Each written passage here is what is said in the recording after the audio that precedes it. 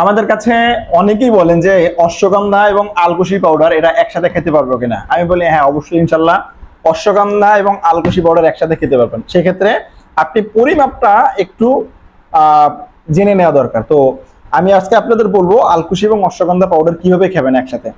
আলকুশি এবং অশ্বগন্ধা পাউডার এক্ষেত্রে আপনারা মনে রাখবেন আলকুশিটা যেন 100% পিওর হয়, এমন যেন না হয় যে ভেজাল আলকুশি অথবা শোধন ছাড়া আলকুশি এরকম যেন না হয়, তাহলে কোনো কাজ করবে না। সাথে অশ্বগন্ধাটাও যেন পিওর হয় এবং অশ্বগন্ধা যদি পারেন অশ্বগন্ধাটা নিজে নিয়ে এসে ভাঙাবেন, ঠিক আছে? অথবা ইনশাল্লাহ আমরা এতটুকু বলতে পারি আমাদের অশ্বগন্ধাটা ইনশাল্লাহ 100% ন্যাচারাল। অশ্বগন্ধা এবং আলকুশি, অশ্বগন্ধার স্বাদটা একটু তেতো, আলকুশি তেতো না। দুধের একটা স্বাদ আছে, কারণ এটা দুধের সাথে কি করা হয়, মিক্সিং শোধন করা হয়।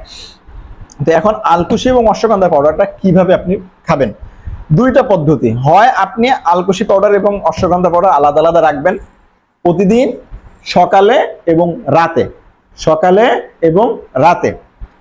অশ্বগন্ধা পাউডার খাবেন হলো 1 চামচ, আলকুশি পাউডার খাবেন হলো 1 চামচ। এটা থেকে 1 চামচ, এটা থেকে 1 চামচ, হ্যাঁ, আলাদা আলাদা যখন খাবেন। আর যদি একসাথে মিক্সিং করে খান, একসাথে আপনি যখন মেশাবেন, হ্যাঁ, তাহলে সেক্ষেত্রে আপনি অশ্বগন্ধা পাউডারের পরিমাণটা সামান্য একটু বেশি দিবেন, আলকুশিটা একটু কম দিবেন। অশ্বগন্ধাটা পরিমাণ বেশি দিবেন, আলকুশি একটু কম দিবেন যদি মিক্সিং করেন, ঠিক আছে? যেমন ধরেন অশ্বগন্ধা দিলেন আপনি 1 চামচ, তো 1.25 চামচ দিবেন হলো আলকুশি পাউডার।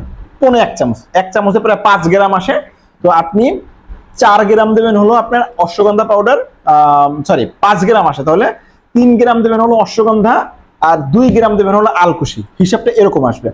তো এই হিসাব করে আপনি একসাথে মিক্সিং করে, তাহলে তার মানে আপনি 10 গ্রামে দিবেন, যদি 10 গ্রাম আসে, 10 গ্রামে আপনার হিসাবটা হবে এদিকে আসতেছে 3 3 6 আর 2 2 4, 6 গ্রাম অশ্বগন্ধা, 4 গ্রাম আলকুশি। এইভাবে এই অনুপাতে পরিমাপ করে আপনারা মিক্সিং করে সকালে 1 চামচ, রাতে 1 চামচ, হয় আপনি উষ্ণ গরম যেটা মানে কুসুম গরম যেটা ওই পানি দিয়ে খাবেন, তা নাহলে দুধ কুসুম গরম, একেবারে গরম না, বেশি গরম পানি দিয়ে খেলে কার্যকারিতা গুণাগুণ নষ্ট হয়ে যায়।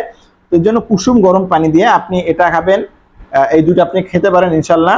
আর ধরেন 15 দিন খাইলেন টানা, 15 দিন খাওয়ার পরে 1 দিন কি 2 দিন একটু গ্যাপ দিলেন, এরপরে আবার আপনি খেলেন, অথবা 1 মাস খাওয়ার পরে 3 থেকে 4 দিন একটু গ্যাপ দিলেন, এরপর আপনি আবার খাবেন ইনশাল্লাহ।